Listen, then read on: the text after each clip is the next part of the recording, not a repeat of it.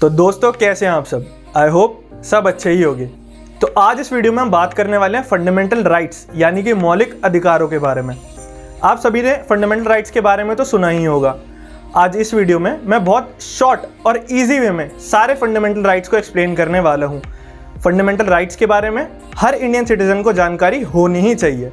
So hello everyone, law by AK के आज के सेशन में मैं हूँ आपके साथ आपका दोस्त अमन।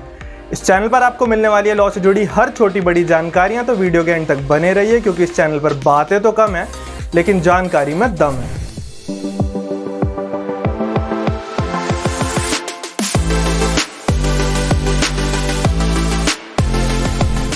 फंडामेंटल राइट्स हमारे इंडियन कॉन्स्टिट्यूशन के पार्ट 3 में कवर होते हैं, जो कि 26 नवंबर 1949 को अडॉप्ट और 26 जनवरी 1950 को एस्टैब्लिश किया गया। बेसिकली फंडामेंटल राइट्स हमें पीसफुली और डिग्निटी के साथ ज़िंदगी जीने का अधिकार देते हैं। फंडामेंटल राइट्स एक इंडिविजुअल की ग्रोथ और डेवलपमेंट के लिए बहुत ज़्यादा ज़रूरी हैं। ओरिजिनली कॉन्स्टिट्यूशन ने हमें 7 फंडामेंटल राइट्स दिए थे, लेकिन 44th अमेंडमेंट एक्ट 1978 के बाद राइट टू प्रॉपर्टी को हटा दिया गया और करंटली हमारे पास 6 फंडामेंटल राइट्स हैं। तो चलिए सभी के बारे में अच्छे से जानते हैं। तो दोस्तों हमारा पहला फंडामेंटल राइट है राइट टू इक्वालिटी, जो कि आर्टिकल 14 से लेके 18 के बीच में आता है। राइट टू इक्वालिटी का मतलब है कि इस देश के अंदर हर एक व्यक्ति इक्वल है।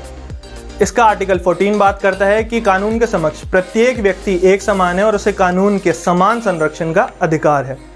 आर्टिकल 15 बात करता है कि स्टेट किसी भी रिलीजन, क्रीड, कास्ट, कलर के बेस पर डिस्क्रिमिनेशन नहीं कर सकता।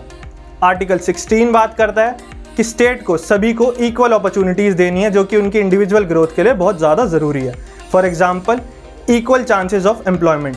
आर्टिकल 17 बात करता है अबॉलिशन ऑफ अनटचेबिलिटी की, मतलब भारत के अंदर छुआछूत जैसी कोई भी व्यवस्था नहीं चलेगी।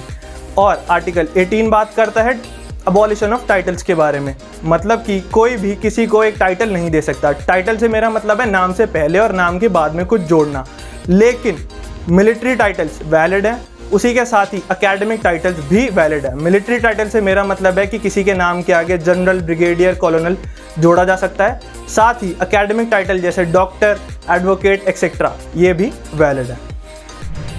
तो दोस्तों बात करते हैं हमारे दूसरे फंडामेंटल राइट के बारे में, जो कि है right to freedom. Article 19 to 22 इस राइट को कवर करता है।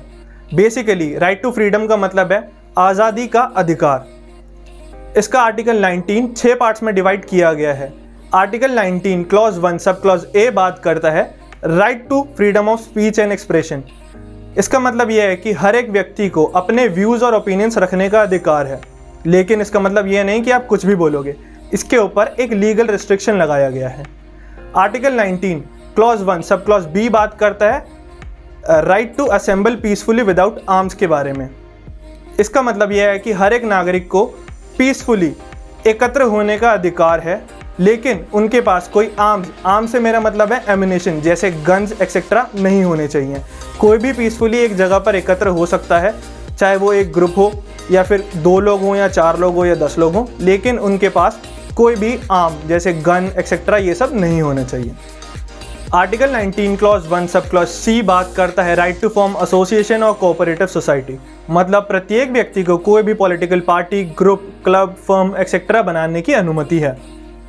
आर्टिकल 19 क्लॉज 1 सबसेक्शन डी बात करता है right to move freely throughout the territory of India. इसका मतलब यह है कि आप इंडिया की टेरिटरी के अंदर फ्रीली कहीं भी मूव कर सकते हैं। आर्टिकल 19 क्लॉज 1 सब क्लॉज ई बात करता है right to reside and settle in any part of Indian territory. इसका बेसिक मतलब यह है कि इंडिया का कोई भी नागरिक इंडिया के अंदर कहीं भी जाके रह सकता है और सेटल हो सकता है। पहले जम्मू एंड कश्मीर इस आर्टिकल के अंडर नहीं आता था, लेकिन 6 अगस्त 2019 के बाद जब आर्टिकल 370 को डिमोलिश कर दिया गया, जम्मू एंड कश्मीर भी इस लिस्ट के अंदर आ चुका है। Article 19 clause 1 sub clause F बात करता है right to practise any kind of profession के बारे में। इसका मतलब यह है कि आप कोई भी प्रोफेशन जो आपको ठीक लगे वह चूज़ कर सकते हैं, बशर्ते वो प्रोफेशन कोई इलीगल प्रोफेशन जैसे कि ड्रग डीलिंग, ट्रैफिकिंग एक्सेट्रा ना हो। आर्टिकल 20 बात करता है protection against unreasonable and excessive punishment to accuse. इसका मतलब ये है कि किसी भी दोषी व्यक्ति को अनरीजनेबल या एक्सेसिव पनिशमेंट नहीं देनी चाहिए और उसे इससे बचाया जाएगा। बेसिकली आर्टिकल 20 3 पार्ट्स में डिवाइडेड है। जिसका पहला पार्ट कहता है no ex post facto law, मतलब कि कोई भी व्यक्ति सिर्फ को तभी कन्विक्ट किया जा सकता है जब उसने कोई लॉ ब्रेक किया हो। इसका दूसरा पार्ट है नो डबल जियोपार्डी, मतलब कि कोई भी एक व्यक्ति को एक बार से ज़्यादा सज़ा नहीं दे सकते आप सेम ऑफेंस के लिए। इसका पार्ट 3 बात करता है नो सेल्फ इंक्रिमिनेशन के बारे में, जो कि है किसी भी व्यक्ति को उसी के अगेंस्ट विटनेस बना के प्रेजेंट नहीं किया जा सकता। आर्टिकल 21 एक बहुत ही इंपॉर्टेंट राइट है जो कि बात करता है right to life and personal liberty के बारे में। इसी के साथ आर्टिकल 21A 6 से 14 साल तक के बच्चों के लिए फ्री एजुकेशन की बात करता है। आर्टिकल 22 अरेस्टेड पर्सन के राइट्स के बारे में बात करता है। अब बात करते हैं हमारे अगले फंडामेंटल राइट के बारे में, जो कि है right against exploitation. Right against exploitation article 23 और 24 में कवर होता है। आर्टिकल 23 किसी भी तरीके की ट्रैफिकिंग या फोर्स लेबर को प्रोहिबिट करने की बात करता है। इसी के साथ ही आर्टिकल 24 14 साल से कम उम्र के बच्चों को किसी भी फैक्ट्री, माइन या हजार्डस एनवायरनमेंट में काम करने से प्रोहिबिट करता है। तो दोस्तों, अब बात करते हैं हमारे अगले फंडामेंटल राइट के बारे में, जो कि है right to freedom of religion. Right to freedom of religion article 25 से 28 के बीच में आता है। इसका मतलब बेसिकली ये है कि हर एक व्यक्ति को अपना रिलीजन चुनने का अधिकार है। इसका आर्टिकल 25 बात करता है कि भारत का हर एक व्यक्ति अपने मर्जी के रिलीजन को प्रैक्टिस कर सकता है और प्रोपोगेट यानी कि उसका प्रचार कर सकता है। Article 26 basically collective freedom of religion को प्रोटेक्ट करता है।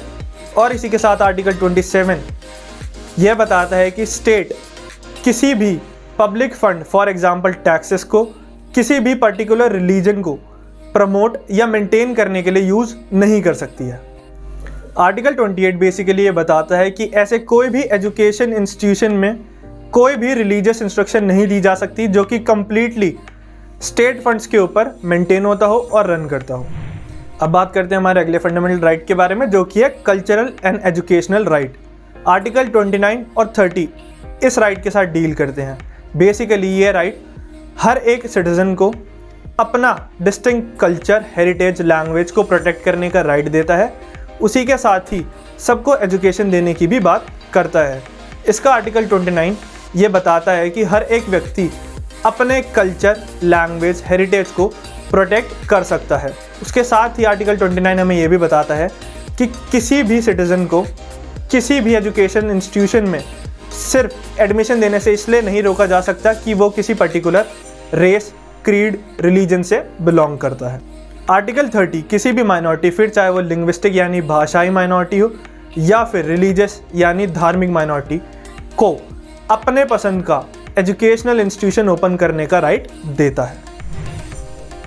अब बात करते हैं हमारे आखिरी और सबसे इंपॉर्टेंट फंडामेंटल राइट के बारे में, जो कि है राइट टू कॉन्स्टिट्यूशनल रेमेडीज।